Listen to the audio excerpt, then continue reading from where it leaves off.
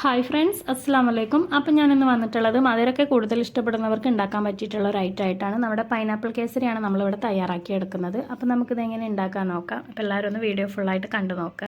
അപ്പോൾ ഞാനിവിടെ പാനിലേക്ക് 1 ടേബിൾ സ്പൂൺ നെയ്യ് ഒഴിച്ച് കൊടുത്തിട്ടുണ്ട്. ഇനി ഇതിലേക്ക് കുറച്ച് അണ്ടിപ്പരിപ്പ് മുന്തിരിയും കൂടെ ഇട്ട് കൊടുക്കുക. എന്നിട്ട് നമുക്കതൊന്ന് ചെറുതായിട്ടൊന്ന് വറുത്തെടുക്കാം.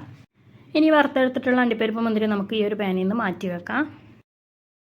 ഇനിയിപ്പോൾ ഞാനിവിടെ ആ ഒരു സെയിം പാനിൽ തന്നെ 1 ടീസ്പൂൺ കൂടെ നെയ്യ് ഒഴിച്ച് കൊടുത്തിട്ടുണ്ട്. എന്നിട്ട് അതിലേക്ക് ഒരു 1/4 കപ്പ് റവ ചേർത്ത് കൊടുക്കുന്നുണ്ട്. എന്നിട്ട് നമുക്കത് നന്നായിട്ടൊന്ന് വറുത്തെടുക്കാം.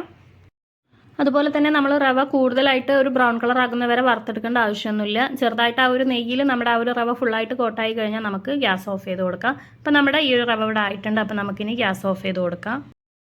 ഇനിയിപ്പോൾ ഞാൻ ആ ഒരു പാനിൽ 1 ടീസ്പൂൺ കൂടെ നെയ്യ് ഒഴിച്ച് കൊടുത്തിട്ടുണ്ട്. എന്നിട്ട് നമുക്കതിലേക്ക് പൈനാപ്പിൾ ചേർത്ത് കൊടുക്കാം. ഞാനിവിടെ ചെറുതായിട്ട് കട്ട് ചെയ്ത് എടുത്തിട്ടുണ്ട്. അപ്പോൾ അത് നമുക്കിതിലേക്ക് ചേർത്ത് കൊടുക്കാം. എന്നിട്ട് ആ ഒരു നെയ്യിൽ നമുക്ക് നന്നായിട്ട് ഇതൊന്ന് വഴറ്റിയെടുക്കണം. ആ ഒരു പൈനാപ്പിളൊക്കെ ചെറുതായിട്ടൊന്ന് വെന്ത് വരുന്നവരെ നമുക്കിതൊന്ന് വഴറ്റിയെടുക്കാം.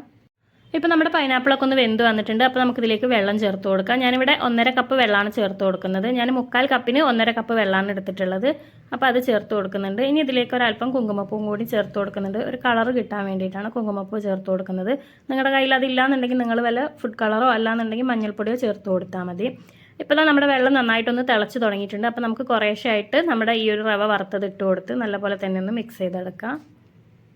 അപ്പോൾ നമ്മുടെ റവൊക്കെ നല്ല രീതിക്ക് തന്നെ ഇവിടെ വെന്ത് വന്നിട്ടുണ്ട്. ഇനി നമുക്കിതിലേക്ക് മധുരത്തിന് വേണ്ടിയിട്ട് പഞ്ചസാര ചേർത്ത് കൊടുക്കാം. ഞാനിവിടെ 1/2 കപ്പാണ് ചേർത്ത് കൊടുക്കുന്നത്. അതൊരു നോർമൽ മധുരമാണ് ഉണ്ടാവുക. നിങ്ങൾക്ക് കൂടുതലായിട്ട് മധുരം വേണമെന്നുണ്ടെങ്കിൽ നിങ്ങൾ 1/4 കപ്പ് തന്നെ ചേർത്ത് കൊടുക്കുക.